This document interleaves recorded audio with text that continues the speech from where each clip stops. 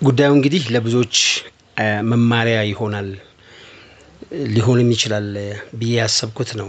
ከታካሚዎች ከደረሱኝ ጥያቄዎችና ኢንፋክት በእኔ በኩል የምችለውን መፍትሄ ከሰጠው በኋላ ብዙዎችም ሊያሳትፍ ይችላል።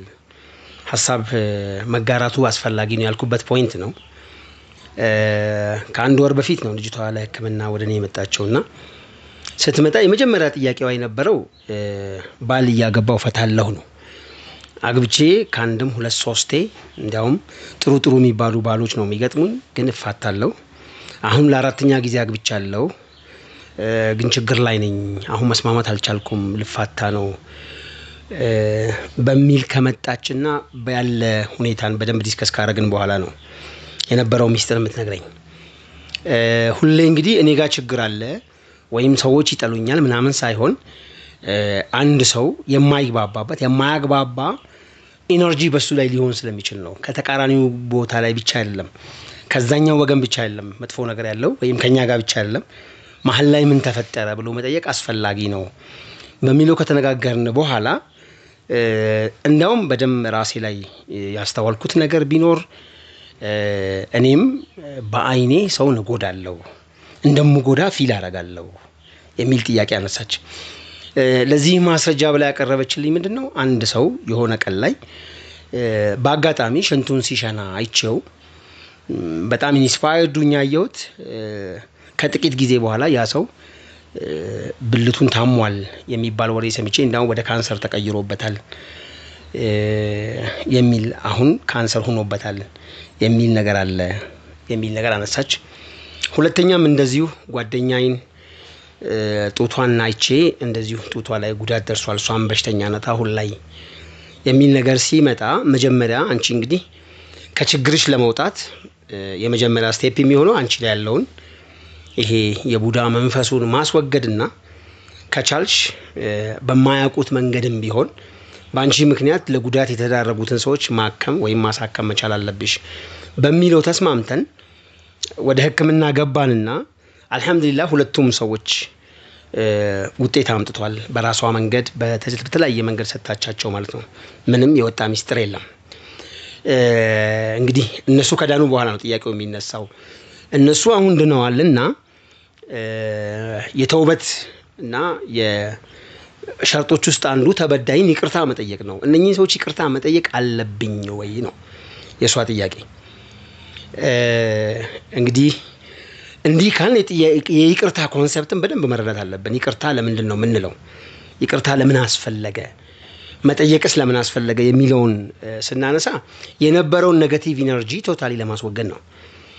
ለምሳሌ አንድን ሰው ሰደብኩት በሆነ አጋጣሚ ወይም ክብሩን ነካው።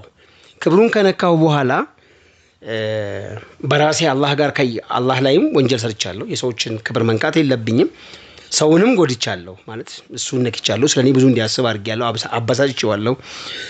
በጎ ነገርም በማሰብ ማሳለፍ የነበረበትን ጊዜ ስለኔ በመበሳጨት አሳልፈዋል። ብዙ ነገር ጎድቼዋለሁ። በአንድ ቃል ሊሆን ይችላል። በራሴ መንገድ ያለውን ከተውበትኩ በኋላ እሱን ይቅርታ የምጠይቀው ቅድም እኔ አንተን ስሰድብ የነበርኩበት ማንነት ሌላ ነው። ያ ማንነት እኔም ራሴ አልፈልገውም ማለት ነው።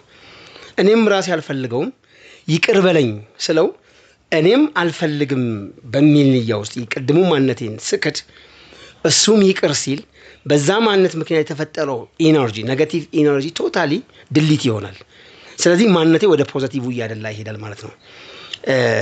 በነገራችን ላይ ስራዎችን ስንሰራ አንድ ሰው ኸይር ስራ ሲሰራ ቀልቡ ላይ ኸይር ነገር ይጻፋል። ያ ኸይር ነገር የሱ ማንነት እየበዛ ሲል ለምሳሌ እውነት ሲናገር አሁንም እውነት ሲደግም ሰውየው አላህ ዘንድ ስዲቅ ነው፣ ይሄ እውነተኛው ነው የሚል መዝገባ ላይ ይመጣል ሲል ሐዲሱ። ውሸት ሲናገር ሲደጋግም ያ እዛ ጋር ይደርሳል ሲል እነዚህ የእውነተኝነት ፍሪኩዌንሲዎች የተደጋገሙ እውነተኛ ማንነቱ የእውነተኛው ይሆናል ማለት ነው። ውሸት እየደገመ ሲሄድ ጠቅላላ የዚህ አካል መገለጫው ውሸታምነት ይሆናል ማለት ነው። ስለዚህ ይሄ ውሸታምነት እስካልተደለተ ድረስ ውሸታምነቴ ነው እያደገ የሚሄደው ማለት ነው። በተመሳሳይ ሰውየውን ስጎዳው ስሰድበው ክብሩን ስነካ የዚህ ክብርን የመንካትና ሰዎችን የመጉዳት በእኔ ላይ ደግሞ የእኔነት የበላይነት እኔ እበልጣለሁ የሚል የእኔነት ስሜት ነው ሰውን እንድጎዳ የሚያደርገኝ፣ ሰውን እንድሳደብ የሚያደርገኝ፣ ሰውን እንድንቅ የሚያደርገኝ። ይሄን በእኔነቴ መስመር ላይ የእኔነት መገለጫ እንዳይሆን ስደልተው ይጠፋል ማለት ነው። ስለዚህ አሁን በደንብ መታወቅ ያለበት ነገር ምንድነው? ይሄ ጉዳይ ማንነትን ከማሳደግ አንፃር መንፈሳዊ ጉዞአችንን ከማሳደግ ከማህበረሰቡ አንፃር በጣም ትልቅ መሰረታዊ ነገር ነው ማለት ነው። ይቅርታ ስጠይቀው ያኛውም ሰውዬ ይቅር የሚለኝ የኔን መጥፎ ማንነት እኔ አሁን ያለሁበትን ሳይሆን ፖዚቲቭ ማንነቴን ሳይሆን ኔጌቲቭ ማንነቴን እሱም ከኔ ጋር እኩል እንደሚጠላው ለመግለጽም ጭምር ነው። እንደውም አንዲት ታሪክ ላንሳ እዚች ቦታ ላይ። አንድ በጣም በአካባቢ የተከበሩ ሰው ናቸው ነው የሚባለው እና ሁሉም ሰው የሚያከብራቸውን ሰው አንድ ዝም ብሎ ሁሉንም መሳደብ የለመደ ሰው መንገድ ላይ መጥቶ ዘለፋቸው። እሳቸው ግን መልስ አልሰጡትም። ሰውየው ከሄደ በኋላ ኤከሌን ነው እኮ የሰደብከው፣ እንዴት እሳቸውን ትሰድባለህ ብለው ሰዎች ወረዱበት። ያን ሰው ሲወርዱበት ያ ሰው እየሮጠ መጣና እኚህ ሰው ላይ እግራቸው ላይ ወድቆ አውፉ በሉኝ እባክዎትን አውፉ በሉኛል እያለቀሰ ሲለምን ማን ነው አፉታ የሚገባው? አሁን እግሬ ላይ ወድቆ ይቅር በለኝ የሚለው ሰውዬ ወይስ ቅድም የሰደበኝ? አያችሁ አሁን እዚች ቦታ ላይ ሰውዬው ሁለት ማንነት ነው ያለው ማለት ነው። የቅድሙ ማንነቱ ሌላ ነው፣ ሸይጣንያው ማንነቱ ነው። ይሄኛው እውነተኛ ማንነቱ ነው።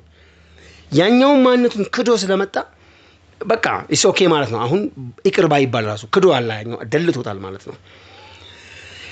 አሁን ወደዚህኛው ልጅ ስፔሲፊካሊ ስንመጣ ግን አንዳንድ ይቅርታዎች ደግሞ ማህበረሰብን ሊያናጉ ይቅርታ ብዬ ስጠይቅ በድብቅ የሚደረጉ እንደዚህ ማህበረሰብን ሊያናጉ ሰዎችን ለበለጠ ሌላ ወንጀል የሚያነሳሱም ደግሞ ሊሆን ይችላሉ። ለምሳሌ ይሄንን ልጅ እኔ ነበርኩ የጎዳው ብላ ብትነግረውና ያ ሰው ሌላ ሰው ቢያወራ ሌላ ኔጌቲቭ ኢነርጂ ማባዛትም ሊሆን ይችላል። ኢንፋክት እቺ ልጅ አሁን ድናለች። በጣም በሚገርም ሁኔታ አይኗ ላይ የሚቀባ መድኃኒት ሰተናት አይኗን ተቀብታ በአሉሚኒየም ፎይል ትሸፍነው በሶስተኛው ቀን አይኗ አይጠፋ ያክል ነበር እኔ ፊል ያደረኩት። በጣም አብጦ አይኗ ከዛ በኋላ ግን ሲመግል ነው የዳነችው። እንደውም እኔ ራሴ ደንግጬ ነበር። እንደዚህ በዚህ ደረጃ አይኗን ሊጎዳ የሚችል ቢሆን ደግሞ እኔን ተጠያቂ ውስጥ ሊያደርገኝ ይችላል ብዬ ያሰብኩበት ሁኔታም ነበረ በወቅቱ። አሁን ግን አልሐምዱሊላህ ድናለች። ከዛ አይንና አይነቶቹ የትኞቹ ናቸው የሚለው ለመለየትም ጭምር ደግሞ ከየት እንደመጣ በደንብ ዲስከስ አደረግን። እናቷ ክፍለ ሀገር እንደምትኖርና ባዕድ አምልኮ የጠመደች እንዳውም የሆነ ሰው መቃብርን ሂደን በግድ ያው እናት እስከሆነች ድረስ ካልሄድሽ ብላኝ ሂደን አብረን ጠዋፍ አድርገናል።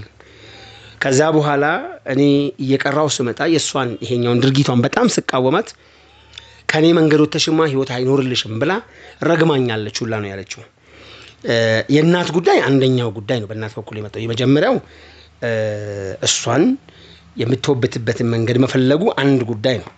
አሁን ግን በጣም ግራ አጋቢው ነገር ይሄኛው እቺ ልጅ በዳይሬክት እነኚህን ሁለቱ የጎዳቻቸውን ሰዎች ይቅርታ መጠየቅ አለባት ወይስ የለባትም ነው?